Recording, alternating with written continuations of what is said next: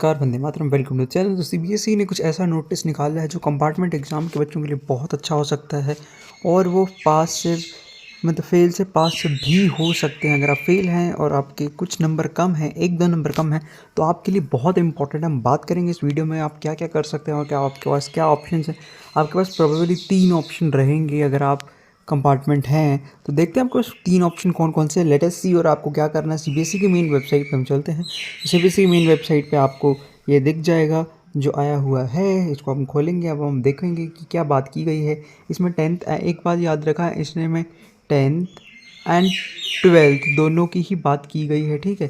10th and 12th दोनों की बात की गई है। अगर हम नीचे चलते हैं, ये रहे, ये सबसे इम्पॉर्टेंट है। अब सबसे पहले आपको बात याद रखनी है कि सबसे पहली जो चीज़ सीबीएसई ने बताई है वो बताई है री चेकिंग को लेके। अब री चेकिंग होती क्या है और री चेकिंग किसको करवानी चाहिए, तो चलिए आपको बताते हैं। और इसकी जो फ़ीस है वो 500 रुपीज़ है, पर सब्जेक्ट की बात हो रही है, ठीक है जी।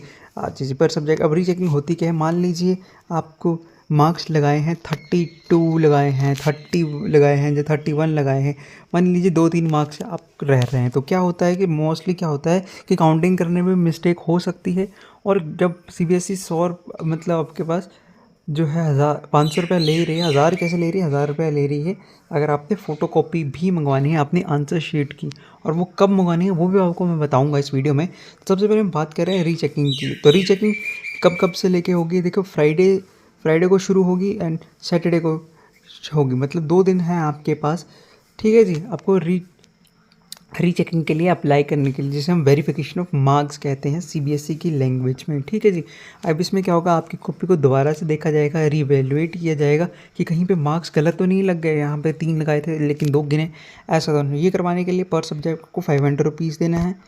और सेकेंडली आपके लिए क्या कर सकते हो, आपकी ऑब्टेन फोटो कॉपी ऑफ जो भी है आपके आंसर बुक्स, ठीक है। अब आंसर बुक्स की फ़ोटोकॉपी आपको क्यों चाहिए होगी, तो देखो आंसर बुक्स की फ़ोटोकॉपी कब चाहिए होती है। आंसर बुक की फ़ोटोकॉपी से मान लीजिए आपने ये देखा, ठीक है, आपके फिर भी मार्क्स नहीं बढ़े, आपने क्या किया, 500 रुपये और दिया। आपकी 1-2 सब्जेक्ट में कंपार्टमेंट है, आपने उस हिसाब से दिया। मान लीजिए आपने इन टोटल 1000 रुपीज़ सीबीएसई को दे दिए। अब आपने जैसे ही फ़ोटोकॉपी प्राप्त की, आपने देखा कि आपको मार्क्स कैसे लगाए, फिर आपने एनसीईआरटी से उसको मैच कराया। और ये आप कब कर सकते हैं, ये आप कर सकते हैं टिल 16 अगस्त, ठीक है जी, मिडनाइट 12 बजे तक, 12 बजे से 1 मिनट पहले तक, ठीक है जी, कर सकते हैं। अब आप इसमें क्या होगा, आपको एक पीडीएफ दिया जाएगा आपकी आंसर शीट का, जिसमें आपको मार्क्स भी दिए होंगे, ठीक है जी, आपके मार्क्स भी दिए होंगे। आप देखोगे कि हाँ भाई, यहाँ पे जो टीचर ने हैं मुझे गलत मार्क्स दे दिए हैं, यहाँ पे 4 बनते थे, यहाँ पे 2 दिए हैं, यहाँ पे 3 बनते थे, यहाँ पे 1 दिया है। तो आप क्या कर सकते हो, थर्ड स्टेप के लिए जा सकते हो, जिसका थोड़ा सा खर्चा ज़्यादा है। इसमें पर क्वेश्चन आपके 100 रुपीज़ लग रहे होंगे। मान लीजिए आपने देखा कि मेरे 4 क्वेश्चंस जो हैं वो जो है मार्क्स गलत दिए हैं, तो उन्होंने क्या करना है, 4 क्वेश्चंस हैं इंटू 100 कर लेना है। हाँ जी, 400 रुपीज़ आपके लगेंगे इस चीज़ के लिए। और ये जो 1000 रुपीज़ हैं ये अलग से लगेंगे आपके, ठीक है जी। तो अब मैं एक चीज़ आपको बताना चाहूँगा, जिन बच्चों के 1 से लेके 3 मार्क्स तक कम है वो ही करें इन चीज़ों को, वो आराम से पास हो सकते हैं। अगर आपको पास होना है तो आप ये कर सकते हैं। 1-2 चीज़ों और की जो सीबीएसई ने बताया कि क्या आपको क्लास 11th में एडमिशन मिलेगा कि नहीं मिलेगा।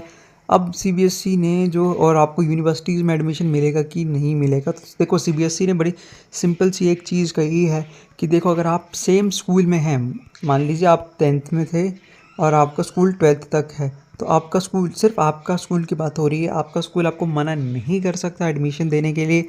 आपके स्कूल को आपको एडमिशन देनी ही पड़ेगी, ठीक है जी। अब क्लास 12th की बात कर लीजिए तो बिल्कुल यूनिवर्सिटीज़ जो हैं मान लेती हैं इन मार्क्स को और आपको एडमिशन दे देती हैं।